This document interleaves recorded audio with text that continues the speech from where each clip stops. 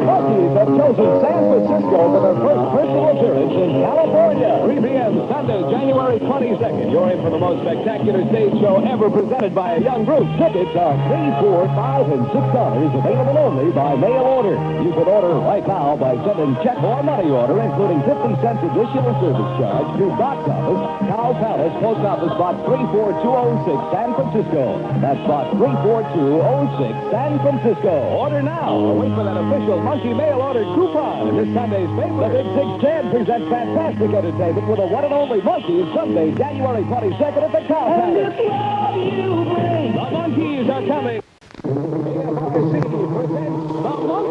Monkees have chosen San Francisco for their first personal appearance in California. 3 p.m. Sunday, January 22nd. You're in for the most spectacular stage show ever presented by a young group. Tickets are $3, $4, $5, and $6, available only by mail order. You can order right now by sending check or money order, including 50 cents additional service charge, to Box Office, Cow Palace, Post Office Box 34206, San Francisco. That's Box 34206, San Francisco. Order now or wait for that official Monkee mail order coupon. This Sunday's paper, the Big 610 presents fantastic entertainment with the one and only Monkees Sunday, January 22nd at the Cow Palace. The Monkees are coming. On 77 WABC. Real Box 94.7.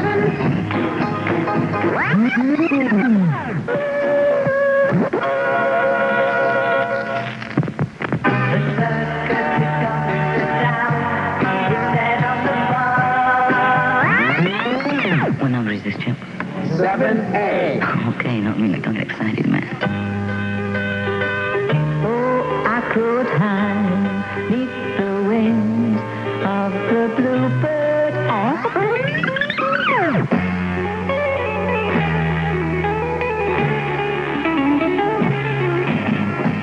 Cool Gems album on Stereo 8, cartridge tape from RCA. Yeah. It's all from the Birds, the Bees, and the Monkees. You dig? And here's Davy Jones. It sounds when you're in your car that you're in a recording studio with $100,000 worth of equipment.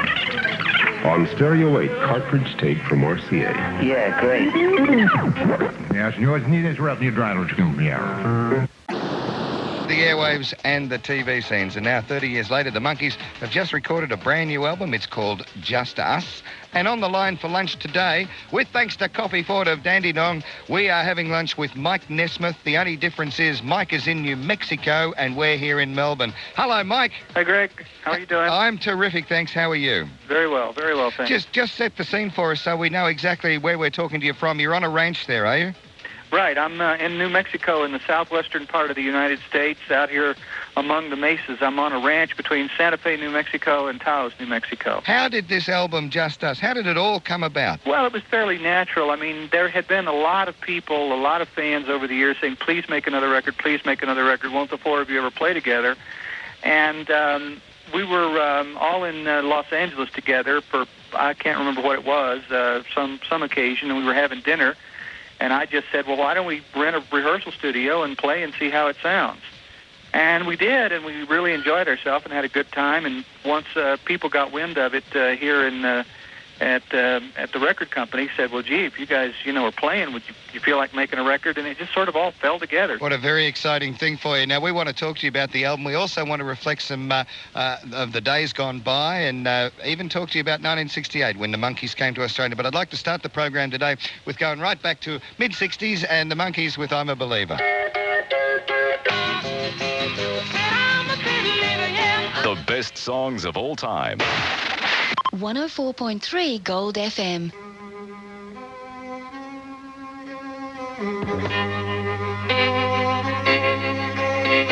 Gold FM. And our special guest for lunch today on the line from New Mexico is Monkee, Mike Nesmith. You were telling us about Just Us before, getting back into the studio. What did it feel like after all those years when you're all a little older and a little wiser and a little grayer perhaps? What was it like to get back with the guys? Well, we've stayed in touch over the years and stayed friends, and it came from a television show that was really about a fictional rock and roll band. I mean, there really wasn't ever a band called the Monkees, until we got together and started playing. And then once we realized we all sort of enjoyed being together. We stayed friends over the years, and so it wasn't so new or different. It just wasn't the big, television show and all the hoopla around us. It was kind of quiet and easy going, and us just being in the studio doing what we wanted to do. That was a lot different. The Monkees, when they first sort of hit the stage, came under a bit of criticism there for not playing your own instruments. But if we think back in those days, the session musicians that were called in to play on some of those very early Monkees songs, a lot of other bands were using the same session musicians around that time. For example, the Beach Boys, the Mamas and the Papas, etc. Well, yeah, I mean, actually, it didn't even really... It was even stranger than that because we weren't even a band. I mean, we were just, we were just actors hired to play the roles of this fictitious band, and so we didn't. We sort of never even thought we would play it together as a band. Good stuff. What would you say was what was your favourite Monkees song of that mid-'60s period? Oh, I don't know. I liked so many of them. I don't guess I really ever had, one specific favorite song. Well, I like Daydream Believer, and I'm not just saying this because I'm talking to you, but one of my big favorites was Listen to the Band, and that was one of yours. Yeah, that was one that I wrote. I sure was.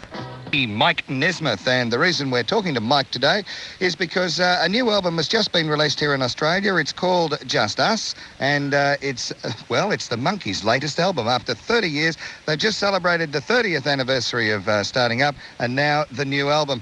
Mike, this album was recorded, I think, in October of last year or thereabouts, and then some of the other guys got together for a big national tour. You didn't make it on that tour. Well, no, the tour came just about the time we finished the album, and somebody had to stay and mix it and kind of do the production work on it. We hadn't really rehearsed enough or played enough to mount a tour on our own. So I said, well, look, I'll stay here, I'll mix the album, finish up on everything, see if I can get some other fires lit, try to sell a special, which I was able to do, which I wrote and directed, and then the next thing I want to do is do a movie. So I just had a lot of things kind of behind the scenes that I was working on. That special you're talking about, is that a Monkee special or something different? No, it's a Monkee special. We did it. It aired here in, I think it was February, during the May sweeps. It did very well. We're real proud of it. The special is as if the four of us, as if the Monkees never went off the air. We just stayed on television for 30 years and all, and turned into these four old guys, but still in a rock and roll band in a house on the beach. Well, the songwriting royalties must be pretty good for you because basically you've always been a songwriter. And I just did want to take this opportunity to ask you that back in the 60s when you wrote a song, I think about 1968, the Stone Ponies and Linda Ronstadt did Different Drum, which was a great hit in this country. But why didn't the Monkees do that? Well, I think that there was some sense, especially starting off kind of early, that the people didn't want us to do too much country-sounding music, and I think there was a sense that Different Drum was way too country-sounding. Linda, of course, put a great spin on it, and it's since been recorded by quite a few people, and it's become something of a country standard. But at the time, in the 60s, they just, the notion that country and rock and roll would mix just didn't seem to fit. It took the Eagles coming along after a while to show everybody that it was a better idea than anybody thought it was in 1968. The Evans & Co. Midday Show, 104.3 Gold FM. We are back now with our special guest. Goodness knows what the phone bill will be. We're having phone lunch today with Mike Nesmith from the Monkees, and Mike's in New Mexico at his farm. And, we're here in, I was going to say sunny Melbourne, but, it's not the best weather over this side of the world at this time. What's the weather like there, Mike? Well, we've just started our spring, so it's... I've got tulips and lilacs and snapdragons and gladiolas and beautiful flowers, and the orchards are just now starting their blossoms. You know what spring is like. Yes, so sounds it's great. a spectacular time of year here. So when you're not in Los Angeles at the offices or working on the production of television and movies, what do you like to do in your spare time, Mike? Well, I just finished a novel, and that'll be published later this year. And I've also built a website for myself on the net, and that's videoranch.com. And so those are things that occupy a lot of my time. I also enjoy, just getting out and doing a bit of traveling and hiking around the countryside. But mostly my pleasures and enjoyment comes from writing. We are back now with our special guest for lunch today, Mike Nesmith from the Monkees. Their album has just been released in this country. It's called Just Us, the new album, and it's great to catch up with Mike today. We're reliving some memories of the Monkees' great success in the 60s, Mike. It was... Now, tonight's Monkee profile is on Micky. His full name is George Michael Dolenz. He's now 41 years old, and he starred at age 10 in the mid-50s TV show Circus Boy using the stage name Mickey Braddock.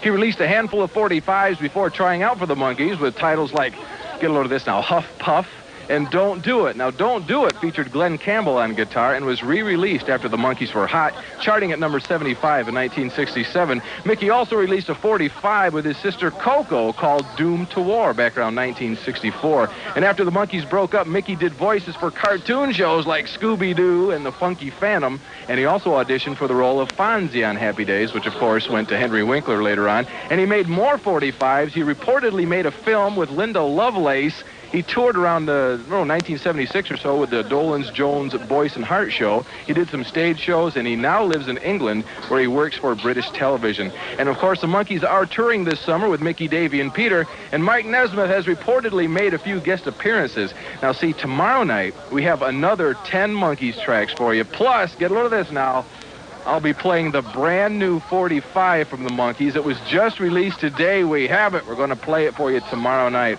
Also, I'll have a quick profile of Mike Nesmith. Once again, that's tomorrow night at 9 o'clock.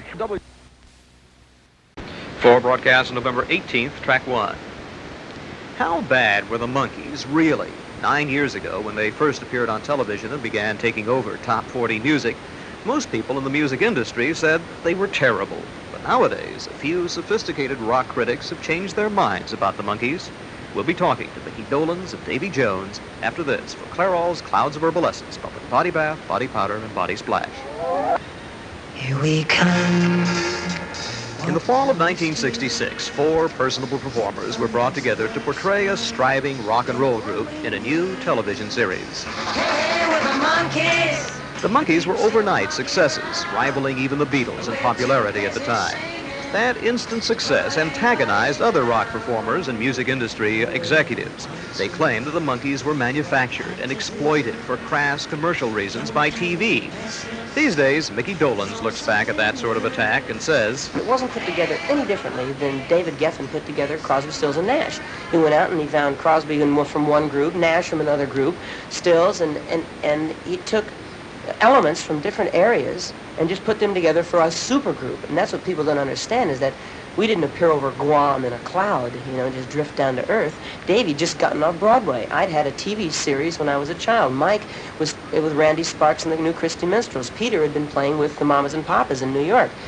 That wasn't publicized a lot because they wanted it to look like a brand new group happening. In 2 years, the Monkees sold 30 million records. They starred in the first truly underground feature motion picture, Head. They were the hardest working rock performers ever, recording 2 songs a week for the television show, making personal appearances, recording albums and singles. Micky and Davy Jones say they're amazed that their stamina held out for 2 years. On top of all that, as being a regular rock and roll group, we had to also appear on the set 12 hours a day filming a television show. About a rock and roll group that's trying to make it, yeah, we step outside the front gates and we've made it, you see. So it was very demanding. That's why it only lasted a short time, because it nearly killed everybody in the project. No American rock group ever rose so fast or disappeared so quickly after its initial sensation. It's like an Apollo rocket, That sucker is strong. Only lasts for about 8 minutes, but while it's going, it's... And then it just goes... Fop! And it took me about 2 years just to walk out of my house and not shake. The Monkees are shaking again, however. At least Micky, Davy, and 2 of their songwriters, Tommy Boyce and Bobby Hart, are. They'll be talking about the latest reincarnation of the Monkees, and this interview continues later. Hey, we're the Monkees, and people say we monkey around. This is Lew Irwin, Earth News Radio, for Clairol's Clouds of Opalescence for your bath.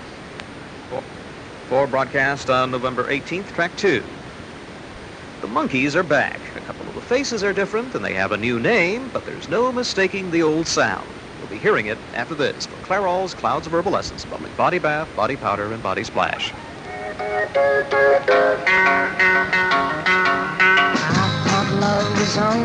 If you were hip and into rock and roll in the late 60s, you hated the Monkees. It was said that they were a kiddies act and that their music was pap. In fact, most of their music was written by the likes of Harry Nilsson, Neil Diamond, John Stewart, Carole King, and mostly Tommy Boyce and Bobby Hart. Boyce and Hart these days have joined two former Monkees, Micky Dolenz and Davy Jones, to form a new group. And in interviews, they are often forced to defend the old group. Listen to Boyce, Jones, and Dolenz talk about their old critics. If they'd have given themselves the courtesy to read the back of the covers and this and that, they'd have found out that the records Bobby and I produced with the guys, we had all their favorite musicians on the records. We had Louis Shelton on guitar, who now produces Seals and Croft. We had Leon Russell on piano. We had Larry Taylor on bass, who ended up with John Mayall. The music was organized situation. When you got all that energy is eternal delight. I have to keep saying it, because that's what happened with the Monkees. Everybody put full 100% energy, full amount of time that they were involved. And there was a tremendous need for it. There was a tremendous need. But in the end, even two Monkees became disenchanted with the music. Peter Tork was the first to leave the group, followed by Michael Nesmith, says Micky Dolenz. They found it very difficult to try to rationalize not recording all their own songs, which they were always used to do. As I said, it didn't bother me too much because I was an actor. And they said, you sing this song? I said, wonderful, I'll sing that song. About 2 years into it, it got so heavy with Mike and Peter objecting to the music and objecting to the not having any creative control. Davy and I both eventually got involved just because of our association and our loyalty to them. And we both got involved, and that's eventually what broke up the group.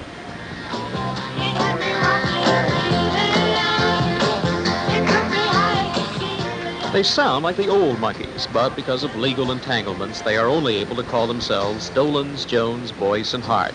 But their audiences recognize that sound, and they respond to it, says Dolenz. And it's like it was 10 years ago. The kids are screaming, storming the stage. It's like they've all been frozen cryogenically. We're the only ones that got old. And reruns of the old Monkee shows are big hits on television again. Kiddies are buying their old records the way they also buy Mouseketeers albums. And who knows, maybe Dolenz, Jones, Boyce, and Hart will even receive the kind of respectability and hipness that eluded the Monkees.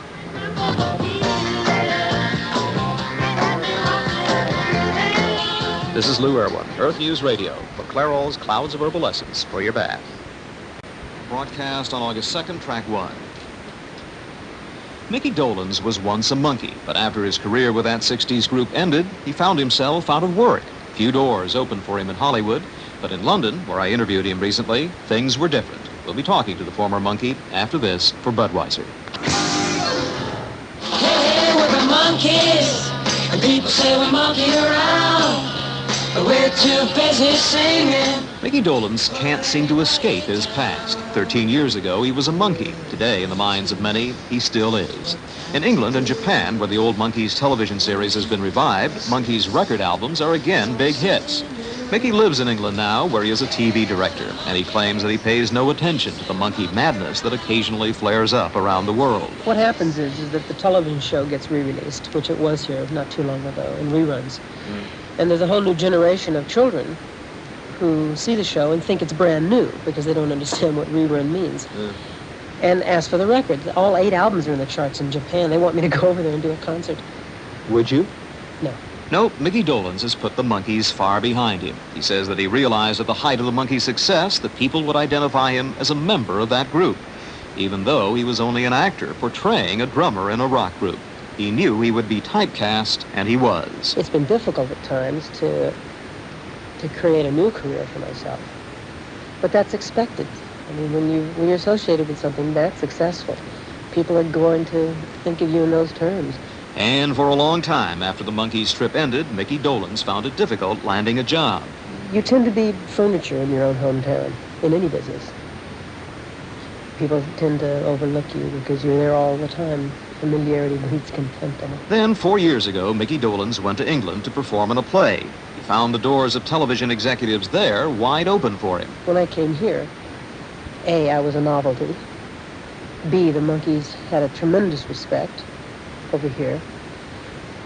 And C, it's a very small business community. An easy Show business community. Show business community, yes. So in a period of just a couple of weeks, I was able to inform the industry and the public of my intentions, and overnight everyone accepted it. Micky Dolenz had told everyone in England, through newspaper and television interviews, that he had decided not only to put the Monkees behind him, but also to put acting behind him. He soon became the director of a popular English television series. He'll be talking about his decision to give up acting when his interview with him concludes later. This is Lew Irwin, Earth News Radio for Budweiser.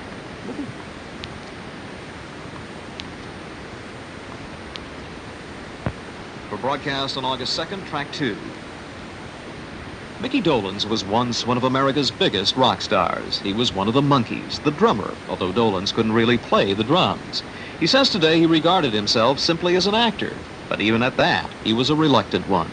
We'll be concluding an interview with Dolenz, recorded in London, right after this for Bush Beer. Take the last train to Pottsville and I'll meet you at the station. You can be here by 4:30. Micky Dolenz was probably the first and only drummer in a successful rock band who couldn't play the drums. Micky was a member of the Monkees. To this day, he will tell you that he was simply an actor playing the role of a member of a rock band. What is what him? Tiger Beat. Tiger Beat? Tiger Beat what? Remember Tiger Beat magazine? Well, we don't have anything to do with that magazine. That's funny, is it really? Yeah. Is that girl still there? What's that girl? Sharon Lee? The girl that we used to know. Chuck Loffer? Not the girl, that's the girl.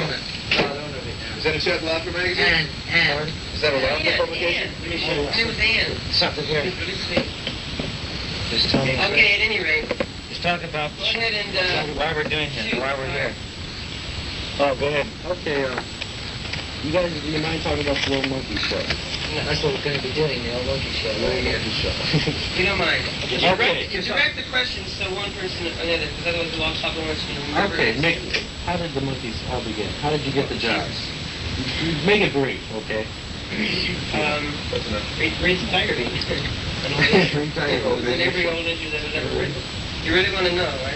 Well, you can make it brief, you know. It was different for each one of us. I went on an interview. But didn't you see like an ad in a variety or something? No, I didn't. My agent did. But there was an ad in variety. The agent went on the interview and didn't get it, so it's what Mickey said. I'll be brief, I'll summarize. Davey just let me make was under contract. Here, please. Shut up. Maybe you can filter out his voice. Those usually have a filter, it's just like English. Shit, you mean there's only a tape to Tiger Beat? I don't give the tape to him. I type it out first. Smart. So don't worry briefly, about I'll summarize how we all got it. Davey was under contract with Screen Gems to produce the show. I got it through an agent, Peter Tork, who's not with us today. Got it through Stephen Stills, who had heard about it and told Peter. And Mike got it through, same Mike. Mike got it through Randy Sparks or something like that. Okay, no. Tommy and Bobby, writers for Screen Gems. Tommy and Bobby got it right at the... Tommy and Bobby, you were writers for Screen Gems. Yeah. Music, co-pitch or something. We were going to be the writing team of the Monkees. It was going to be Bobby, Tommy, Mickey, and Dave. Mickey, Dave, Tommy, Bobby, whatever it is. Bobby, Dave, and Why do you have a Monkees Golden Show hits and we don't have one? I spotted him next door. It's the second one that the Creeps is song. There's supposed to be the band and the Creeps got it. We were going to be the writing, like John Lennon and Paul McCartney of the Monkees. Okay? And then for some reason, somebody at Screen Gems thought we shouldn't have the part, so they promised us the part, and then we didn't get the part. And then, okay. And that's how he said it. At any rate, So that's how we became the writers and producers of the Monkees. Tommy and Bobby wrote the majority, I would say 90% songs. Didn't they do the music at first? The first few records, didn't they play the music? Yeah. I heard at one time that you guys weren't even allowed to play the instruments. We never played the instruments. That's not true. Bobby and I produced the records. They produced the singing. We did all the singing. I played drums on, I'd say, quite a few of the tracks, not all of them. They told us what to do. We didn't play the horns. Singing it, background. Yeah. He sang some background, he sang some background. He did a couple of hours and a couple of hours. And they made all the money, and that's it. Well, how long was the Boyce and Hart team together? They still are. Too long, I'm telling you. Well, it was a long time ago. 10 years. When did we start? 64, yeah. So it's 10 years last year. I'm an old 50s bucky. You wrote Pretty Little Angel Live. Yeah. Pretty Sleeve. I liked all those old songs. Did you write any other old songs like that back there? Follow Under the Moon of Love. By Curtis Lee? Yeah. Before that, Deal, I guess. That's all. Oh, really? Hey, these guys are not Turkish, you know. You're dealing with talented men here. Just because they got hung up with us guys don't mean they're flakes. Well, how'd you guys come together now to get together as the Monkees again? We're always friends. We always, I would say the four of us, like, got along really well, mainly because our similarities in our backgrounds. And Davey and I did exclusively all the lead singing. So naturally we worked closer together, the four of us, because they were writing the songs and Davey and I were singing. And then we've seen each other over the years. I've avoided Tommy as much as I was seeing him a while, but he went so steady, and I said,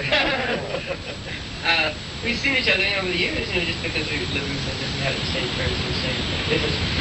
And about, not too long ago, it was not even a month ago, Tommy called me and said that there was a promoter who was interested in doing some dates. And we all had a good laugh. So we all laughed and said, well, yeah, what would we do? So they brought the dates over. So we started thinking what kind of show we would do. And we didn't want to go out there and do put a new contemporary kind of show together. We don't want to go and sing other people's hits, you see. We hadn't had too many since the We didn't have too many hits of our own and new contemporary stuff, so we knew we couldn't go out there. Only because we haven't recorded for 5 years. We haven't recorded. We haven't been into it. Hostility, you know, I never recorded. Not that much. So then I came up with a brilliant idea. Is it still the same question that he asked you? Yeah. How to show that's going to be together now. Oh. So in trying to come up with a concept for a show that would not be, not be stupid and trite and just be run-of-the-mill kind of show. Since I thought to that how they have those record albums come out on TV, the golden great hits of the so you do one. Right? Well, I did one for the 50s. So I got the idea from that. I said, why don't we go out and do the golden great hits of the Monkees show live? And just do all the old songs instead of selling the kids an album, which we wouldn't get much out of it anyway. We'll give them the album live. Well, why can you that's get exactly the concept of the show. Why can you get Peter and Mike to come back? Mike does not do any road work. Not anymore. No. And Peter isn't too crazy about it either, especially about doing old songs. He was the first one to leave the group, right? Yeah, he was the first to leave, and he's into his own thing.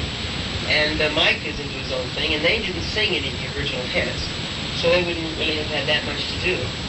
And we have met together, the four of us, and if we do something together as before, it'll be probably something like a TV or a special or a movie. And who knows, they may end up doing a few of these shows somewhere, you never know. So we decided to go out like this in the band, just to see what would happen. A long time ago when we used to do the Monkees tour, Bobby used to play on the tour also. He had his own band leader, and he also used to lead the band for us. And we all... But see, we never went out just the four of us as a regular group, because we were a television show about a rock and roll group. So the show we did, I don't know if you originally saw it. Like a spin-off from the Beatles, Dolphin Hard Day's Night stuff, wasn't it? That was the TV show. That was the TV show, yeah. The road show was more like a Vegas thing, or more theatrical, You would do your James Brown impression. We had another band that we played Bobby's and had a band at the time, so it was much more theatrical than just a regular rock. Not too long ago, didn't you do a horror movie? All the movies he's done. I'm not mistaken. Not a horror movie, I did a murder. Well, maybe that's right. I didn't see it, but I heard something about it. That was a long time ago. Yeah. And also, you recorded the song after you guys broke up first, right? Yeah. A song called Don't Do It. And that was before. That was before? Before the I had a Monkees. song with the Monkees called Girl. Lady Jane. It was one The girl. girl was from the Star movie Sprinkler. Mike had a hit called Joanne. Joanne, which you figured. I didn't have any. I didn't have Y'all guys, like you've done circus work when you were little, and I did the Monkees when I was you did the Monkees when you were little. You were on stage, and I saw you do a Brady Bunch, and I saw Boyce and Hart-Earth Yeah, and you Zip. check. I don't know, Bill Angelides, Barbara Hertzogel. Brother Hertzogel, yes. You did? Anyway, Tim, well, we had a dinner when I think he came with the Golden Good Hits, and then Davey said, that's a good idea. Why don't we dance that the Golden Good Hits starring the guys that sang them and the guys that wrote it? Yeah. We sort of got the old tone. So that's kind of the concept of the show, just like one of those albums you see on TV. Yeah. And then the radio ads, I don't know if you've heard the radio ads that we did. Are they playing that here? The one I did? The one I produced? Live! No, I haven't heard it. There might be fun. I haven't heard it. You see, the thing It's is, just not whenever the we go terror. anywhere, everybody says, hey, Davy Jones, Monkees. Who cares about Mickey? Davy Jones. No. They say, That's what they always say to me. Hey, Mickey Dolenz. The What was the other guy? Monkees, Short guy. we really like the songs, did the whole shtick, you see. So, we go out on the road, like we do. I've been out on a bunch of stuff on my own. Mickey and I have entertained together in different things, charity things, and different things. We never really got together over the idea of the Monkee scene, Monkee 2, because that's 10 years ago when we did all these tunes. But the thing is, we realize at this point that whenever we go anyplace, the people remember us from the Monkees. Now these are the guys that wrote the tunes, and we're the guys that sang them. So why should we go out and sing "You've Got a Friend," or "Bridge Over Troubled Water," or "Your Kids don't want to in hear My it, Dingle"? even though we like to sing I sometimes. mean, we can do a lot of shtick on stage, but They don't wanna instead of hear that, we sing 12, 15 songs. But we're all top 20 or top 10 tunes. But everybody that knows anything about the Monkees or coming to see the Monkees, they'll hear the tunes that they heard us sing. And we're going to a lot of towns that we never went to before, the small Like cities this that city, kids never yeah. had a chance to see us. Not like St. Louis, we were here. You know, and The show has also been running for 5, 7 years on television. And so now we have We're those playing a kids lot that of were places. not even born when we started doing the show in 1965 are going to be out there saying, hey, Davey, Mickey, or Tommy, Bobby, you know? And that's about the extent of the whole thing. Does People say, Tom- well, don't you feel kind of funny about going out and doing the old stuff? Well, I mean, I'm sure that Tony Bennett sings San Francisco. yeah. He's only got one hit to sing. Sure. I mean, we've got a lot of them. And that's what we're going to do. Does Bobby and Tommy get to do songs like the Doors, like Alice Love? Yeah, but They're not in that one, they're doing My Wonder, which is doing tonight. just and before they Out go and off and do those 2 songs, we tell everybody go and get a sandwich. I mean, see, Davey's so modest, as you Yeah. probably know. He's- I knew Alice Long was big in St. Louis. We should have worked it up. When Bobby came to me and begged me to go out on the road, I said, sure, man. I mean, I don't need to go any greater than you are.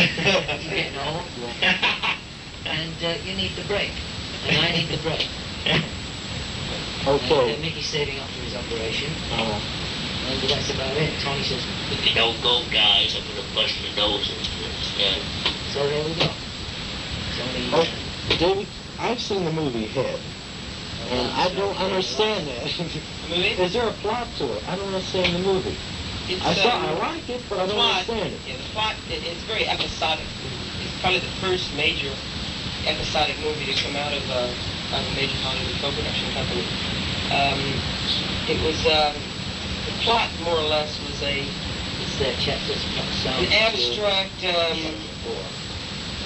was kind of an abstract. It's an amplifier, isn't it? It was, that's what I'm trying to think I of. don't know, but Jesus Christ. Shut up a minute. I'm going to have to go and shave in a minute. Wait, It was, I'll have to ask you a question. I it was saw a story of the Monkees, and kind of an animated look at the whole Hollywood motion picture syndrome.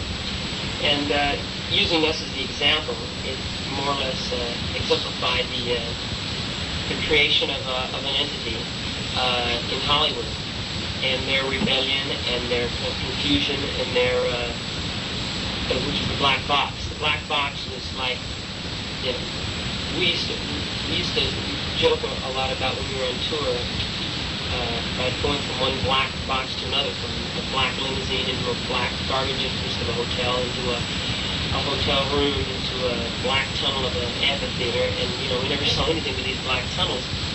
And when we wrote the movie, because the four of us more or less conceptualized the movie, and Jack Nicholson did the screenplay. We met with Jack Nicholson and Bob Rampus at one time for 3 days, and out of that came the movie. And the plot is really just Stardust 10 years before. Well, yeah, but even more abstract than that. It's very Fellini-esque, It was very abstract. I mean, you had to really just... Why'd you jump over the board? Yeah, I was on TV. It makes more sense now than it did when I saw it then. Yeah, why'd you jump over? You really have to just look at it really in its face value, for the effects, for the visual imagery, and... some of the chroma key work and stuff. Yeah, I like Victor Mature. Yeah, and you really have to look at it as symbolism, like Victor Mature symbolizing the big traditional classical Hollywood, stepping on the new little Hollywood freaks running around, and the guru sitting in there in the steam bath, and Peter getting into the trip and saying, "For the master thinks that." Sonny says, "I'll go to more speed." All the thing. It's very symbolic. Can you hear me? So if you try to look at it, too deeply, it doesn't make any sense at all. Most people didn't understand. I had a little girl come up to me one day in a parking lot after she'd seen the movie, and remember the sequence about the war sequence, where we were showing the footage of Vietnam and making an analogy to kids screaming at a concert and ripping our clothes off and something like that. Bert Schneider was always really big on the anti-war thing. He was, I don't know if you remember, he was the producer that at the Academy Awards last year read the telegram from the North Vietnamese. Oh, yes. Right. And he won the Academy Award for Hearts and Minds. At any rate, she came up to me, she says, "I don't know how you could do that. You're advocating war, The impression she got is that we were advocating war, that we were supporting the war, because she didn't understand that, the analogy that we tried to make. So I told her there was a lot of confusion about the movie, but we all didn't mind. I didn't mind. We had all agreed that we did not want to make just an hour-and-a-half long Monkee show, and that was a universal agreement between all of us that we did not want to do that. We didn't want our names on it. We didn't want to name the Monkees on the movie. We didn't want it to have any lights. We wanted it to have completely dark. Now, let me just add one thing. That little girl that said that, I beat the living shit out of her. And that was it. She didn't ask any more questions. David quoted the team, he wrote, "I beat the living shit out of little girls." Can I come and see you again tonight? So, and we got exactly what we wanted, I'm very proud of it. I think it's probably the finest thing that we did collectively. I think it was one of the finest things that Mickey did. Who cares? As far as anybody else's performance, it was like you've never Toy Town. That's true. I mean, what was that bridge you jumped off of? In Long Beach. Was it a real bridge? Yeah. Did you really jump off it? Sure. Sure. 500 feet. Where did you jump? I always love that scene. I don't know how I did it. I didn't do anything. You jumped. Were you really that black box? No, we had some guy down below in the rowboat catch us. Is that a real bad box? How do you guys do it? No, it was all beautiful effects. I think it was a fantastic. For effects, I think it was one of the greatest. These guys run overtime in the next room. Meanwhile, Tiger Beat's getting 4 pages here. Well, now that's it. So going on next question. Okay, in your concentrate, you're talking about. They're asking a question. No, he doesn't. Nobody else knows anything about the rest. Ask Bob a question. Okay, what was something about you diving into a 3-foot kiddie pool on stage? What? I read this somewhere. It was on a concert. You dived into it. Shut up and let me answer the goddamn question. Remember drowning in Russian sauce? Can you get Peter to work on the phone?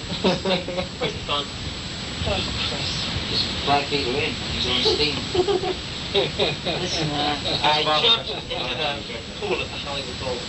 And I just happened to grab the mic off him before he did it. It was just instinct. I thought it was a good move. So I would be on the road with Tommy and Bobby. selling independents. Do you still do your Captain Kane numbers? You used to do. It's fine. We do it in the show. We Hey, feature Davey in the man, show. I'm in this one day too, you understand? I've had to butt in. I've butted in this whole thing, and I'm like the ass. Tell me about your hat cane. My hat cane, I'm sorry, got lost in the mail, coming over here, and they're going to do a dance routine between them. I'm selling tomatoes in the audience for that particular night. And, Just don't call for us, no. We do a little tiny bit. We also do a psychedelic number. We turn on the light on our feet. It's a strobe effect. We can't afford a real strobe, so I just turn the switch on and off. What do we get? Mickey, it's sick of the lick, actually. Sick of the lick. Mickey and I, as far as the tap dancing thing, we touch upon it. We have a straw hats and canes. Mickey has a whole box of shit. We come up with it yesterday at the rehearsal. And so meanwhile, we're all going 1, 2, 3, 4, 2, 2. And we just learned a little bit of a step to a little number. Happens to be written by Harry Nilsson. And we have to try to get it. What we did is feature in the show, as you've seen in the program, songs that were written mainly by Tommy and Bobby, because they wrote the majority of these songs. And also, very few people know that Carole King wrote quite a few of our hits. Harry Nilsson had his first hit with us. Neil Diamond. Neil Diamond had his first major hit with us. I'm a believer. Paul Williams had his first hit with us. And there was some other ones. Paul Williams? Someday Man. Someday Man. But that wasn't a hit. It was, well, no, hit. I mean, not a big hit, but it was the first hit. It was the first record he'd ever had recorded with a major artist. As far as Why didn't you make it in? As far as our show, the show that we have is a show of songs mainly. There's a small amount of conversation. We don't have time to get into any great big production because of the facilities and the different places in the different places that we're playing. Daytime, there's no lighting that we use. The show consists of just performance, a bit of conversation, a couple of pieces of comedy here and there within the show. And until we get into a facility where we're able to do more with these tunes instead of just play them, it's enough. And you see the show tomorrow, you realize it is, a complete show as it is. But if we're going into other venues, into a different facility where we're able to get into lighting changes, into strobe lights, and into dry ice, and into hat and cane numbers with other dancers, not just us guys. We're the stars of the show, we're featured. Maybe there'll be other dancers with us at the point, at that point. But right now, at Six Flags, we're limited to what we can do, and we only have a certain amount of time, and most of it is singing. I do a little thing, and we all do a little dance thing together, just for the fun of it. By any stretch of the imagination, we're not we don't have anything just too choreographed. It's all just kind of natural. It's fun.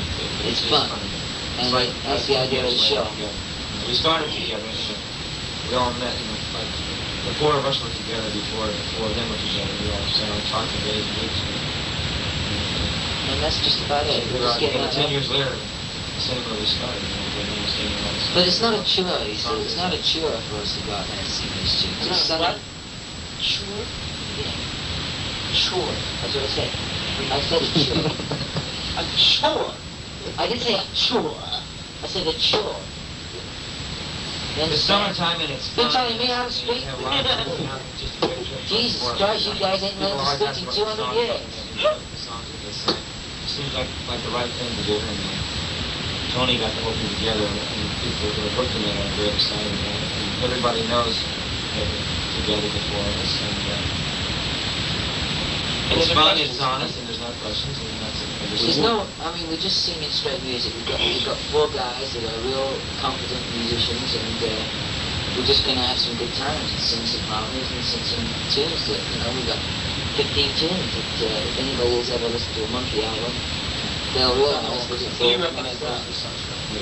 Were you and Yesterday, Bobby still write songs for other people? Sure. Well, Bobby just had a couple of he's the most prominent of the group right now, Tim.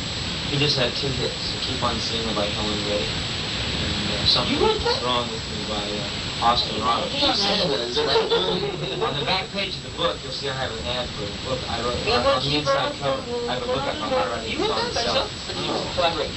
And it's You see, so it's not... Yes, ma'am. I didn't know I was It's for entertainment. Not that Mickey and I have worked together a little bit, and Tommy and Bobby are writing with different people. Even I do yard work. It's just a gathering of 4 entertainers and putting together something that was... I just repeated a role that I did 12 years ago on Broadway in a show called Oliver. I played the Art for Dodgy. Well, 2 years ago, I did the same role for Los Angeles company and San Francisco company, a big, lavish production. It's not like a step back, you know what I mean? It is a continuation of what we are doing and what we are. We can never shake, hey, I'm David Jones of the Monkees, same as Groucho Marx. Marx wrote that. Groucho Marx at the Beatles? You know, so it's nothing that needed to be explained in any great length. Just that we have hit songs and we ever sing them to people that haven't heard us and seen us live. As far as Mike and Peter, there's every possibility of them joining us in a future date, but it's not feasible at this point because of the venues we're playing and because of the kind of show. Because they don't want to play on the road right now. Like they don't say. Let's go to something else. Last question, let you guys go. Huh? This will be last question, let you guys go. Now, you guys were once like, you were number 1 in the country, you're like the American Beatles. And you couldn't even walk down the street without being mobbed. Do you wish that you could be number 1 again, or you don't want it that way? As far as myself, I feel exactly the same as I did when I used to host the Spear in the school play. And I feel no different. I am the same person with 20,000 people out there or 20 people out there. My performance does not change. As far as my feeling, of course, there's more money when there's more people. But as far as feeling inhibited about not having the success or the adulation or whatever, I feel there's no sweat. It has its advantages and has its disadvantages. Naturally, like you said, when there's more people, there's more money. But once you've done it and had it, the drive and the desire for it, it doesn't exist as much anymore. And in a way, that's a disadvantage because you don't have as much ambition. I've found that over the last few years, and since circumstances, all these things, I don't have those kind of driving ambitions for fame and fortune that keep somebody going on and pressing harder and harder to achieve success. So I've kind of become a little lazy, a little complacent because I've already done it. I was 19 when we started. He was 20 when we started.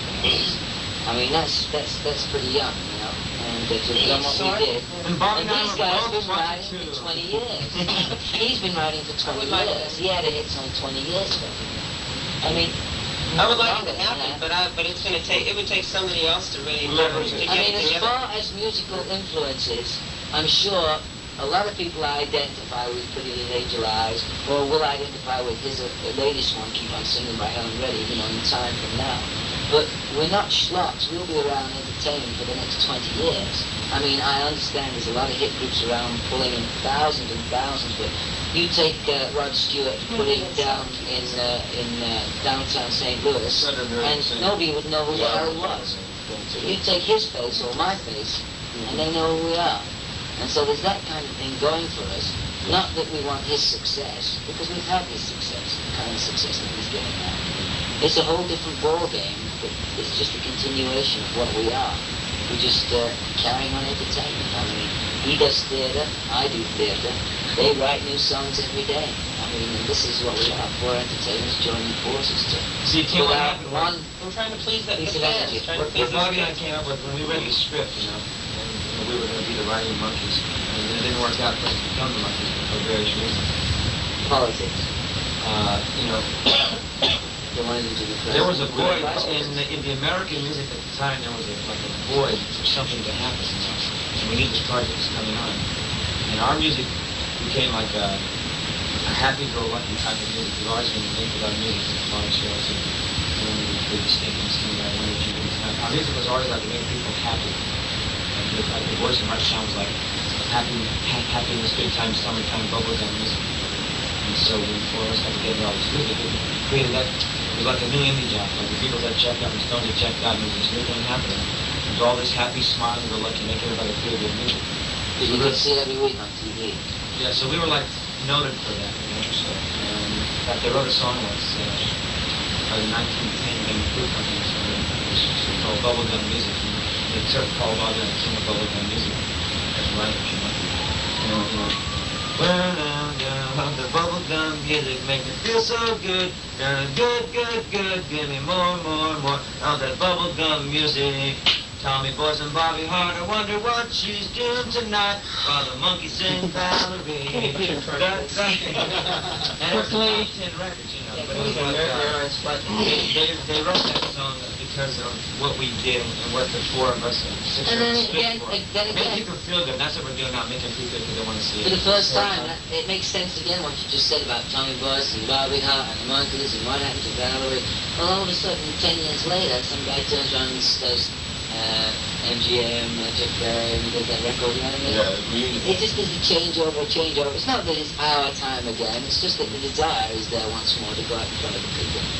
Yes, you don't have to turn anything off or send anything in. As soon as Chuck Lawfer sends me my share of all the money that he made, you can print this out. I think you can ask Tony, since he's been talking to the people who are booking us, he knows like the feeling of the people out there wanting to see the four of us together, you know? Well, it's really nice to have you guys back together. That's great. Well, we appreciate it. Thank you. I appreciate your interest. Okay, thank you a lot. Can we do it? Just... After we shot the hang gliding sequence, we went and we did an interview at the home of Micky Dolenz. We were supposed to do it the day before, but our producer scheduled it for the day after. I didn't know why. I suddenly found out. We're in Laurel Canyon, and this is Micky Dolenz. Take a look at this face. And that's Melbourne. Is this Matt? That's on the ground. How does your little dog feel about being called a mouse? He's not my little dog. Oh, well, how do you Hello, Matt. Come on up here. Come here. She likes my family. Yeah. She's not really crazy about me. I've never really liked redheads anyway. There's a whole generation of kids now that probably don't even know who the Monkees were. Well, we have yet to find them. The show's been rerun so many times that our biggest problem is outgrowing past that, because the show's been rerun, so all these little kids now have been grown up on the show at 12 o'clock Saturday morning, and they think it's a brand new show. Did you make a lot of money? No, not as much as most people would think. Yeah, everyone thinks that more than Gardner probably. But we didn't know the name of the Monkees. Screen Gems. Bert Schneider and Bob Rapelson. Bert Schneider went on to be the producer of Easy Rider and 5 Easy Pieces and all the Peter Bogdanovich movies. And he was the original creator of the Monkees. His father was also the president of Columbia Pictures and Screen Gems at the time. Did your agent just one day pick up the telephone and call you and say, hey, they've got a casting call over at Screen Gems. They're creating a new show called The Monkees, and they want to create a musical group? Is that what happened? Yes, I was an actor, and I am still an actor. In other words, there was no group called The Monkees? No, other than squirrels. Always gotta get in the interviews, don't you? Always get in the interviews. By the way, I mentioned that we're in Laurel Canyon. What is Laurel Canyon? Kind of a hippie haven for wayward musicians. Who lives there? Well, at one time or another, everybody from John Garfield, Houdini, Joni Mitchell, David Crosby, David Cassidy, David Carradine, some of the old ones, what was his name, Rudolph Valentino had the big house just in the corner of there. Tom Mix had the log cabin just as you turn up, look out there with a bowling alley in the basement. And it's always been kept very, rustic is the word they like to use. Are you living by yourself? Yeah, now I'm living by myself. I have a big family, but as families will come and go, mine came and went. Where are they? They're just living over in Los Angeles there. Yeah, I live here out by myself with a couple of dogs and my squirrels. I got my birds, my butterflies. And let's see my butterflies. Oh, baby! Oh, baby! What do you do when you walk into some agent's office or some casting director's office and he says, we want to create a group called the Monkees? What do you do?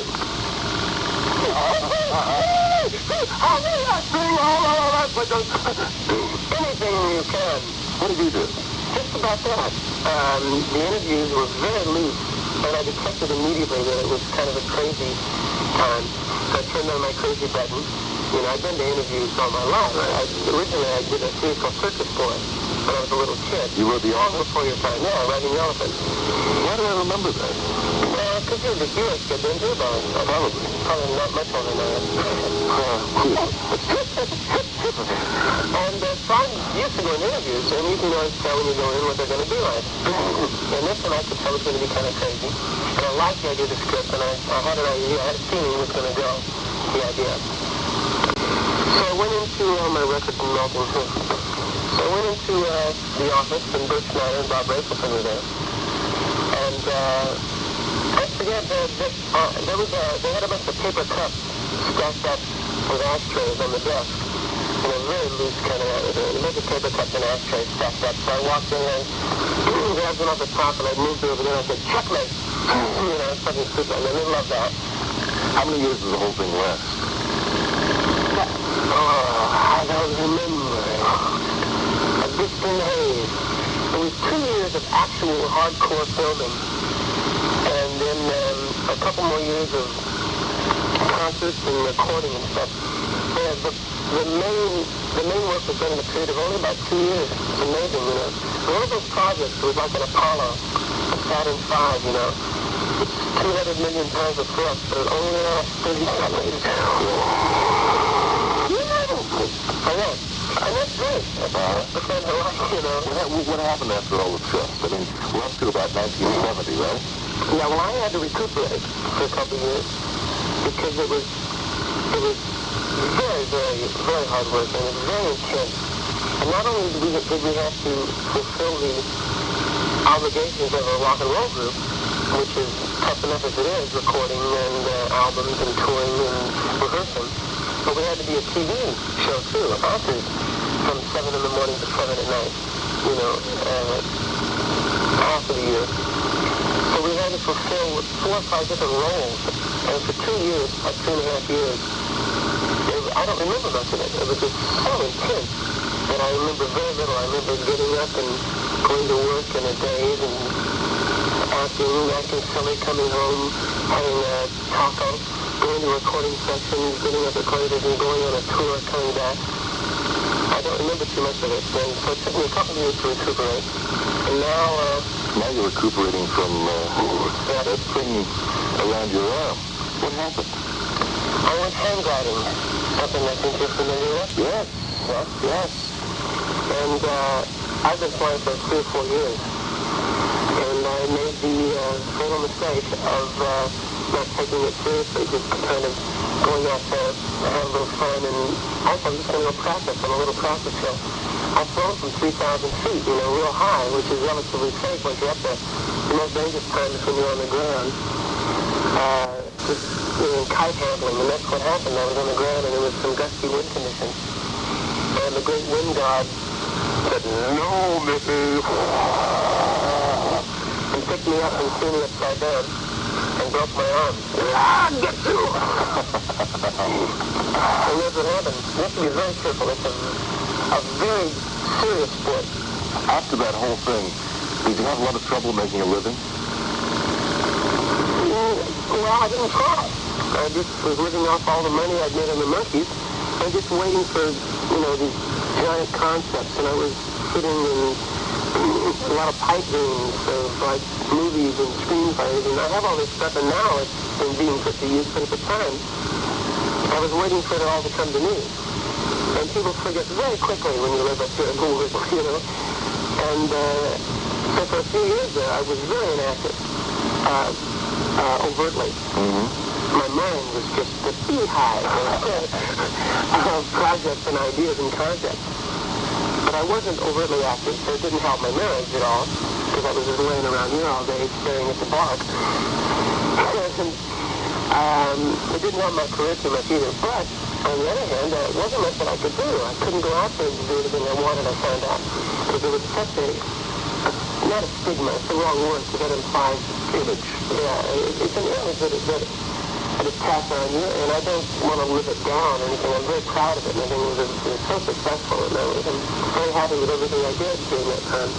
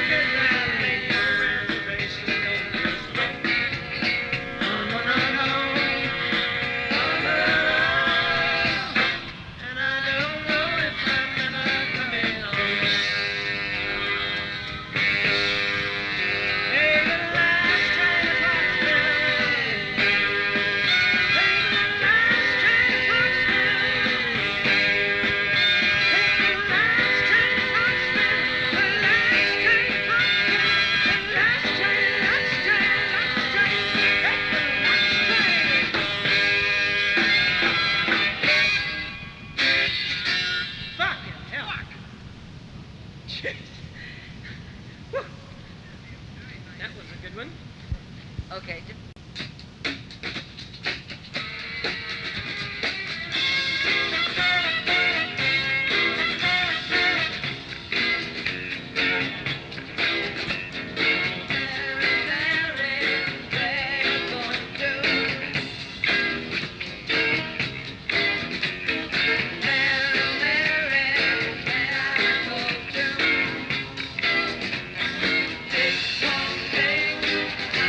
Fire.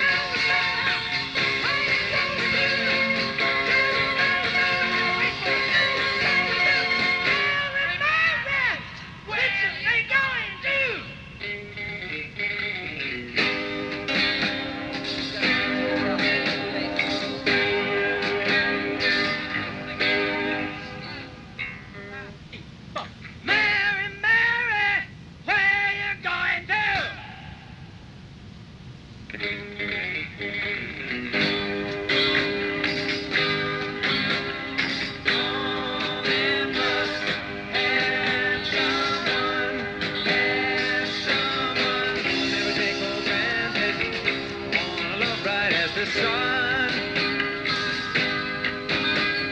Someone to stand beside them, and you just may be the one. All men must have someone who will never take for granted all the love bright as the sun. Someone to stand beside them, and you just may be the one.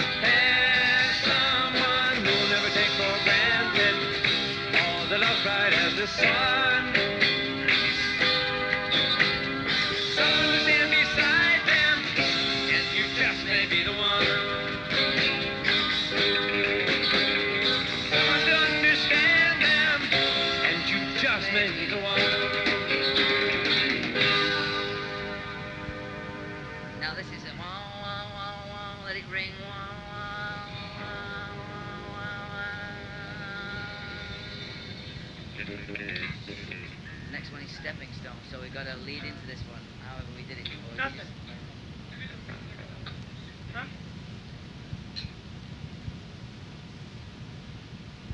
Obviously.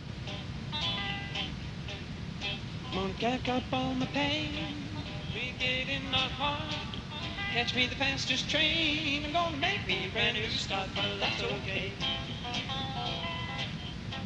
Tomorrow's gonna be another day. That's a bit fast, eh? Yeah. But I don't care what you say. Tomorrow's gonna be another day.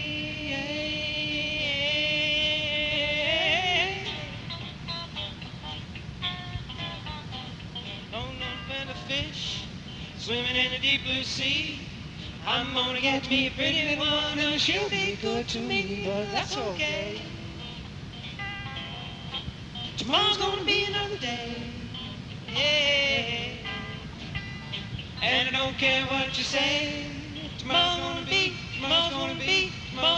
another day, hey. I'm on my way. Bum-bum-ba-da-bum.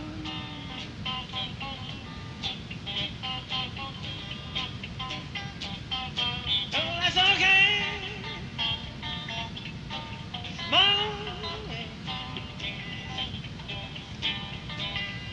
And I don't care what you say. Tomorrow's gonna be another day. Hey.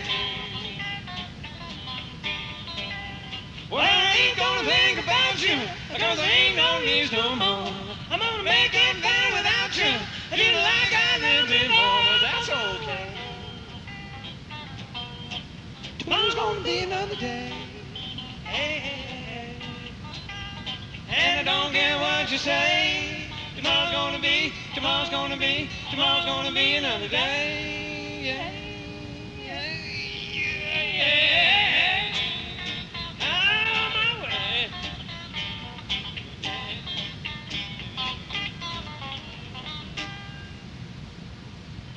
Be quite nice, you know, just say I had a crazy.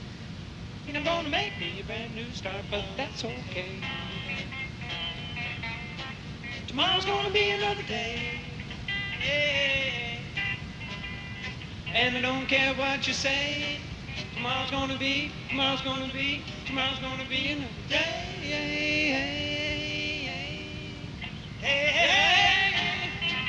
Have my way. Well, they tell me there's a lot of fish swimming in the deep blue sea. I'm gonna catch me a pretty little one, and she'll be good to me, but that's okay. Perfect. Tomorrow's gonna be another day. hey, hey. And I don't care what you say. Tomorrow's gonna be another day.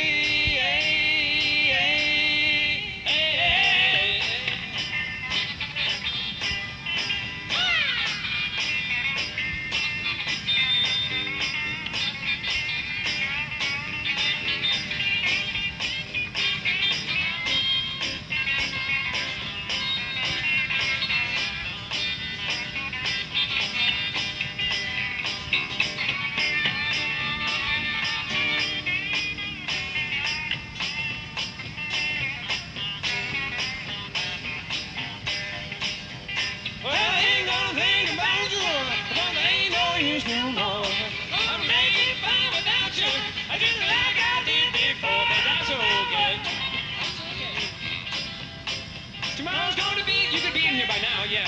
Hey, and I don't care what you say.